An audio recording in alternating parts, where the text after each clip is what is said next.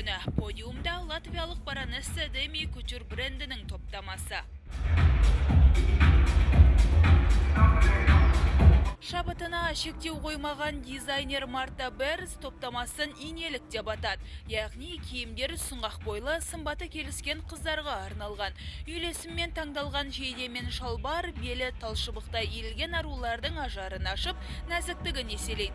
Құнды тастармен әрленген кешкі көйлектер көрермендерді бейжай қалдырмады. Етегі ұзын, қысқасы да көрген жанның көңілін баурайды.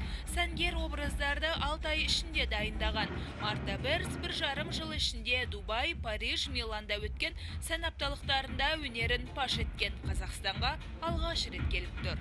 Мне очень нравится. Маған Астана ұнады, әдемі шаһар. Қазақстан Fashion Week'ті жоғары деңгейде өткізді. Топтамамды инелік деп атауымның себебі ол тартымды, әдемі.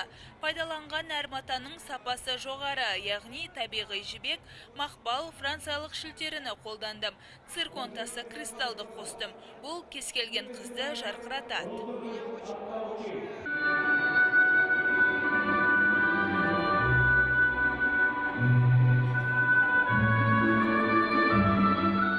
Отандық дизайнер Гүлнара Қасым бала күнгі арманын жүзеге асырды. Ол топтамасына Аққу көлі атауын беріп, балет биімен ерекшелендірді.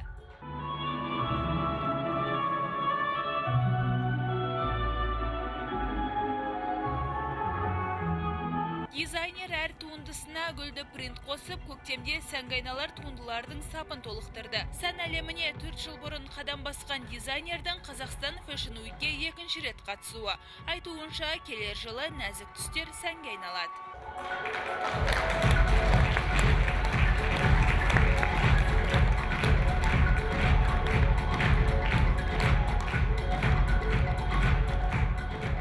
Мақсатым әйелдер нәзіктігін шығарғым келді.